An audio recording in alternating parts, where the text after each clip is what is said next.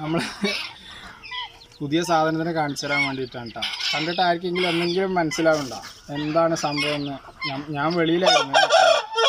അവിടെ അനിയനും അനിയത്തിയും വിളിച്ചു പറഞ്ഞ അവർ ലഗിഡ് പിടിച്ചു എന്നാണ് പറഞ്ഞിട്ടുണ്ടായിരുന്നു. സംഭവം നോക്കുമ്പോൾ ലഗിഡല്ല, നമ്മുടെ സ്ഥിരമായിട്ട് നമ്മുടെ ഫാമത്തെ പ്രാവുകളിനെയും കിളികളിനെയും പിടിക്കുന്ന ഒരു ലഗിഡ് ഉണ്ടായിരുന്നു, ഒലക്കമ്മത്തെ കോഴി. അപ്പോൾ പക്ഷെ വന്ന് നോക്കുമ്പോൾ ലഗിഡല്ല. ഇതെന്താണ് സാധനം എന്ന് പറഞ്ഞു കഴിഞ്ഞാൽ നമ്മുടെ സാധാ നാട്ടുകുയിലില്ലേ, കുയിൽ ആ കുയിൽ, ആ സാധാ കുയിലാണ്.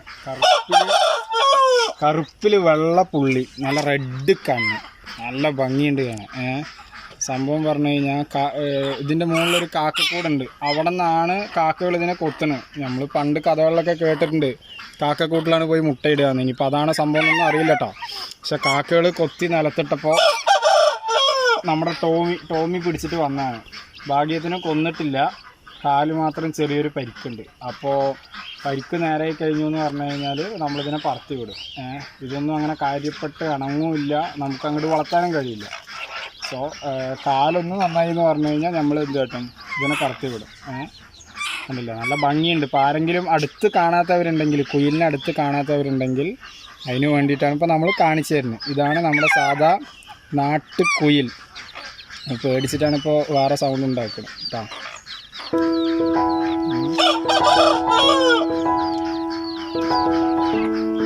കൊത്തണമൊന്നുമില്ല ആള്, പക്ഷെ പേടിയില്ല.